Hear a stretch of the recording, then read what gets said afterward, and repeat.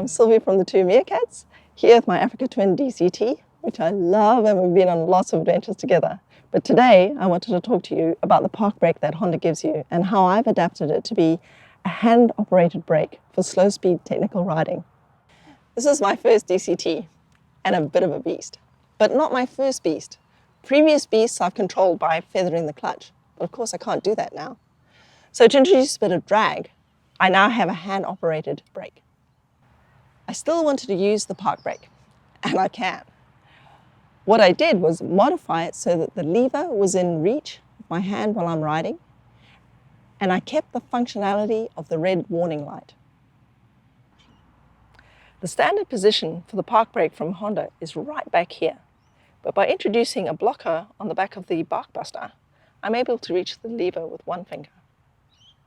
The blocker is a piece of 25 by 25 mm box section aluminium, 32 mm tall on the high side of the slant. A single M5 bolt attaches it to my left Barkbuster. For the red park light switch, I added an M3 by 15 bolt, drilled and tapped at a slant angle to activate the micro switch as soon as my brake lever is pulled. The way I use this is to introduce some drag with one finger.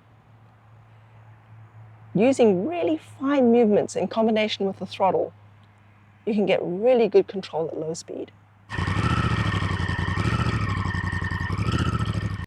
This took some getting used to. So what I did was I moved it to the second position. I adjusted the cable so that the rear wheel would stop turning when it was on the center stand. And I knew that then I'd cancel out the DCT. These are the rear foot brake pads, these are the rear hand brake pads, and as you can see, there's quite a difference in the size. Originally I thought my Two Meerkats hand-operated brake mod would wear away the smaller cable pads of the second caliper, so I kept a spare set of pads handy. In fact, they've lasted for ages with low wear, as I only use the brake with one finger pressure below 20 km/h in technical situations.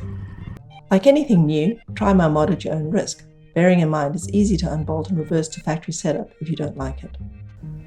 Hey guys, if you like this video, press subscribe down below and I'll make more for you.